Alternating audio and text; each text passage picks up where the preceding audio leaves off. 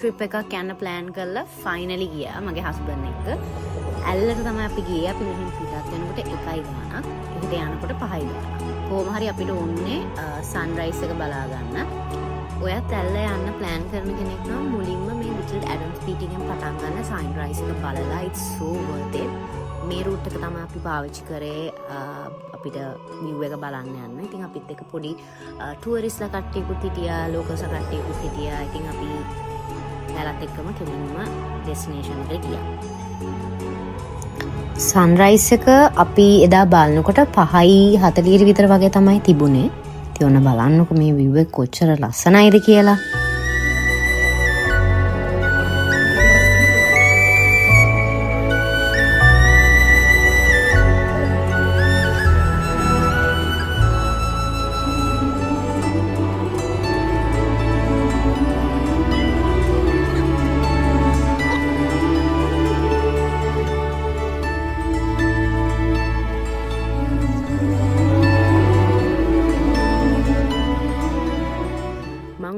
පොඩි secret spot එකක් පෙන්නනම් ඔයාලගේ වාහනේ නවත්තන්න.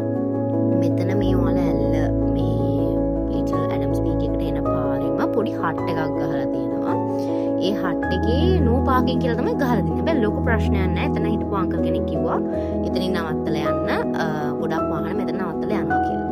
ඔන්න ඉතින් ඒක අපි බලපු මොන බ්ලොග් එකකවත් තිබ්බේ නැහැ. ඉතින් පොඩ්ඩක් මේක නෝට් කරගන්න. ඔයාලගේ වාහනේ මෙතනින් දාලා යන්න යනකොට. උදේ ඉතින් මං බත් එකක් හදාගෙන ආවා කන්න. මොකද මම හිතුවා උදේට කඩ ඇරලා නැහැ කියලා. හැබැයි ඔන්න ඉතින් PNS එක අපිටත් කලින් ඕපන් කරලා දීපා.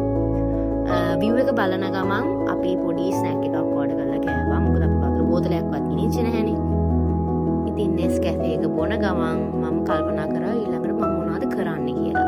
ඊපස්සේ අපි දෙන්න කතා කරගත්තා. අපි නයිනාක්ස් බ්‍රිජ් එකටත් ගිහිල්ලා අද දවසේ මේ යන තැන් ටික ක්ලෝස් කරමු. මොකද තව නම් යන්න බෑ. හරිම මහන්සි කියලා. මෙන්න මේ අයිටම් එක නම් මේ අලුත් එකක් අපේ පැත්තේ නැහැ.